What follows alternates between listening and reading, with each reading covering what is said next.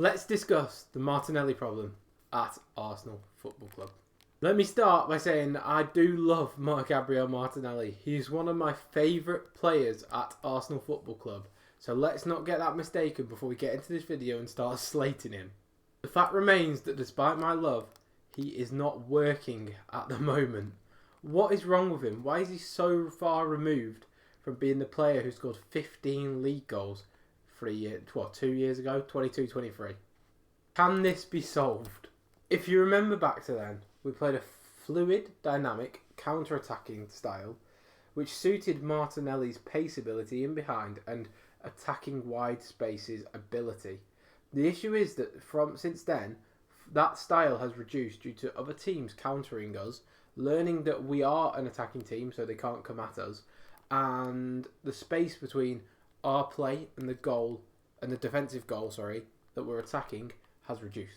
This meant that there's less situations for Martinelli to use his pace in, and because his close-knit dribbling is good, but it's not as good as some elite players such as Alan St-Maximin, Luis Diaz, players like that, then he is a bit more ill-effective.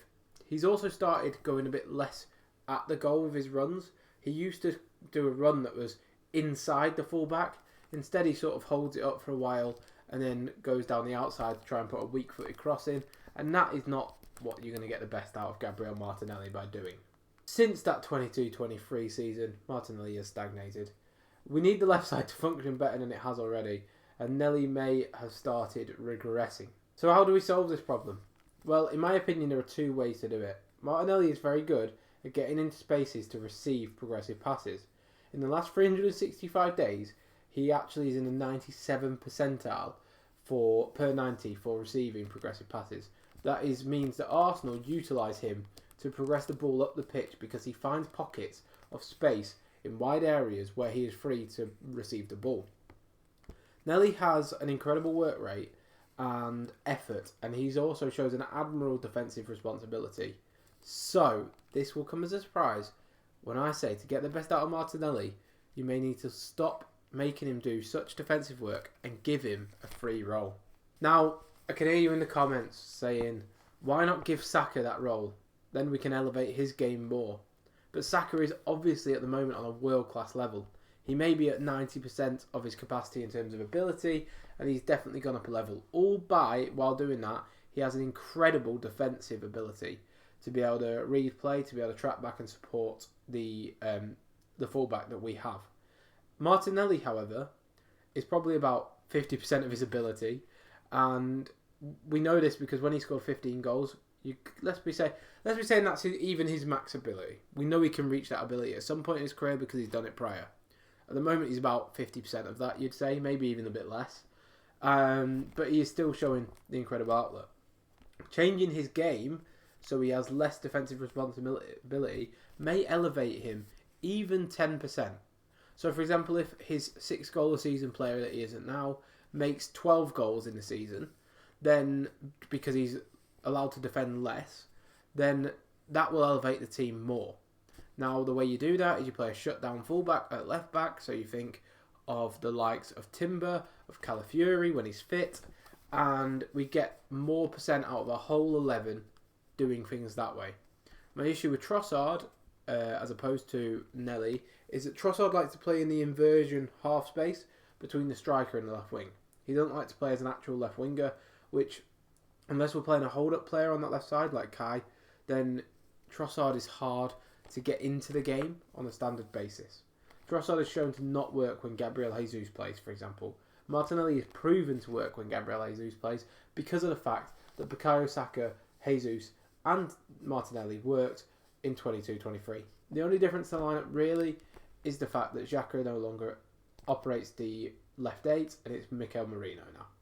The reason him having a fluid free role within a team where he's allowed to attack, we're allowed to sit on the back line, similarly to how Saka does for Liverpool, would be beneficial is because he's also proven he can operate in central areas because he's played number 10 for Brazil. If he can increase his output even to 10 goals in the league season, then Arsenal will be on a much better platform to doing successfully in the league. And we do know the players in there because he's done it before. My other idea and fix to this is Kieran Tierney. Yes, I know it won't happen because Arteta doesn't like him, but playing an overlapping fullback would do the world of good to Martinelli's game. I'm convinced of it. Think of the times when he gets the ball, Martinelli, and he does this little 1-2, 1-2, 1-2 hold-up play against the fullback. If we had someone bombing on past him with pace, that fullback then has something else to think about. Martinelli can slip him in, the fullback has to move, that frees up Martinelli. Martinelli has more space around him. I think the fact that we play the inverted fullback on that left-hand side really doesn't benefit Martinelli because he's not actually, at the moment at least, amazing in a 1v1 situation. The only time he has been good in the last sort of 6 months in a 1v1 is against Trent Alexander-Arnold. And even then, in the Liverpool game, he was cooking Trent every single time, but Konate was then coming to double up. An extra man on that left side, say Tierney bombing on, would mean that Konate would then have to occupy Tierney. So once Martinelli had taken out Trent out the game, he could then have a bit more freedom to move into. Now, if you want to fix the problem of Arsenal outside of Gabriel Martinelli, there is only one answer that's screaming at me. That is Raheem Sterling. He's a player who's dribbling and 1-2s unlock a defence. And he has a really, really quick standing start. He's a small space player, a bit different from Martinelli in that aspect, and he's a proven winner at an elite level. Now, the issue is, he hasn't had enough game time of late. He hasn't really had enough game time at Arsenal in general, and I feel that we should have embedded him in the team in the earlier season, so then he could have been an asset now. But we haven't, so we're going to have to move from that. I think the Carroll Cup tomorrow night is a perfect game against Palace to bring Raheem Sterling into the fold and actually see what he can do in this Arsenal team. He's equally not going to defend, so it's going to be similar to Martinelli if we gave him the free role that I was discussing earlier. Raheem Sterling does just seem like a Martinelli in a free role, but with a bit more small space awareness and a bit less long distance pace. But we'll wait and see. And probably I'd say Martinelli is actually a better finisher than Raheem Sterling, but Raheem Sterling has the goal tally and the chances created, etc., to be able to back up that statement. So it's much of a muchness.